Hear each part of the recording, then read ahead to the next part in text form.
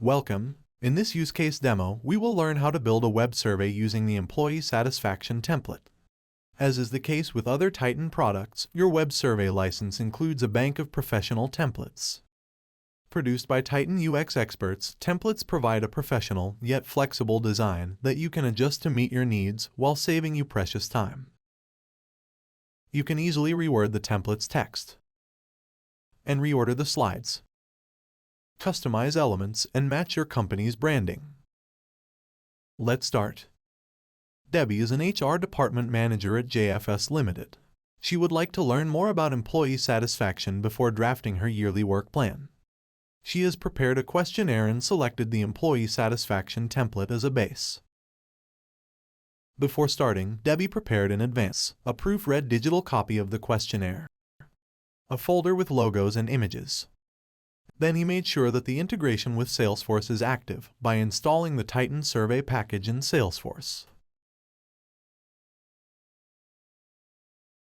Debbie begins by customizing the start slide. First, she uploads the company logo.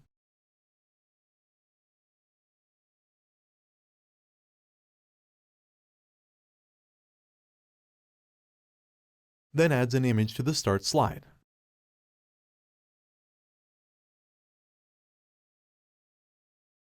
There are a few slides where Debbie needs to make changes to the template.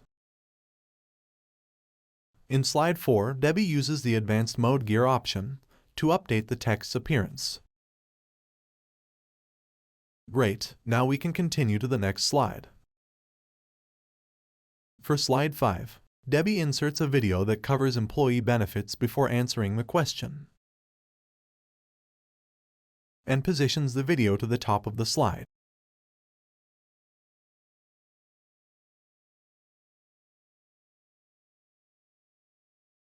She also adds some text to let employees know to watch the video before answering.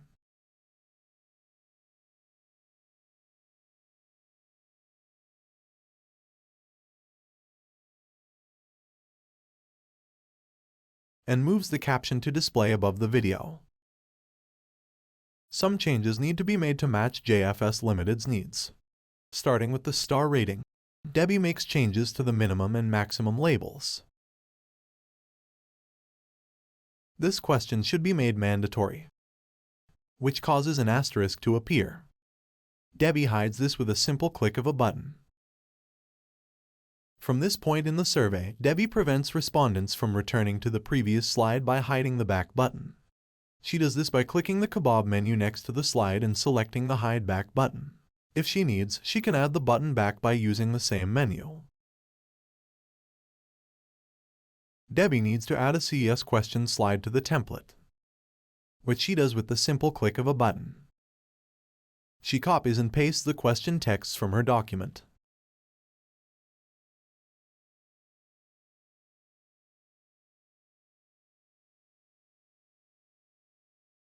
All the answer options are configured manually by selecting the Static Values Radio button.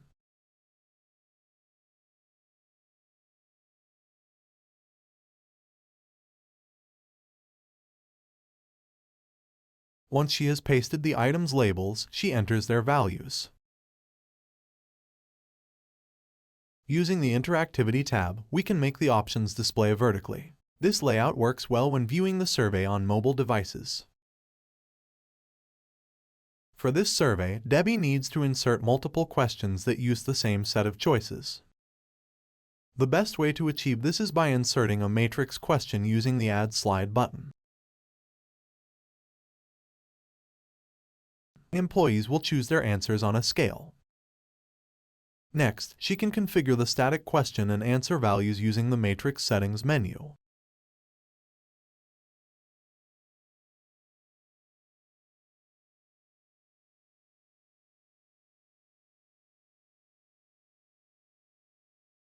Now let's add in our answer labels.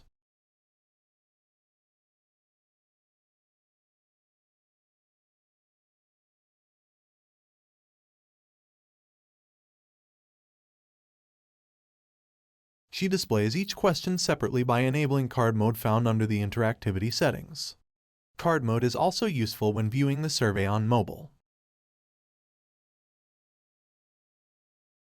Finally, she updates the text of the finished slide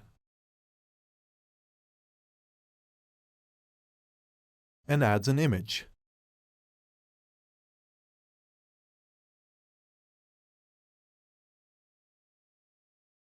Now it's time for Debbie to customize the captions from the Start Slide Settings screen. She edits the captions for the Start, Back, and Next buttons.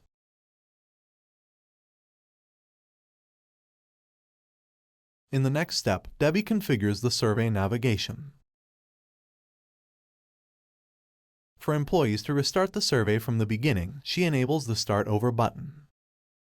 Debbie also enables the Auto Next Slide function to move employees to the next slide without having to click a button.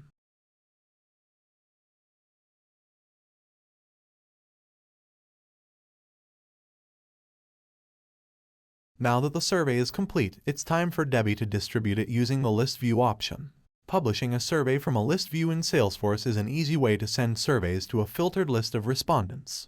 We can send to list views with data pulled directly from Salesforce, and all survey information is synced straight back to Salesforce, ensuring complete automation for surveys.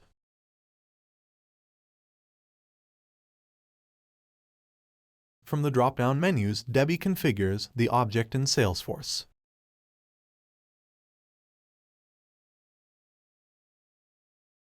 List View, and chooses the record ID. She continues with the mail method selected and clicks Next. When setting up her custom email, she can select the sender's email addresses from the drop-down list. She chooses Email from the drop-down list. This is the email of the respondent who will receive the survey. Debbie adds a subject to her email and ensures that the FT Web Survey URL is in the email body.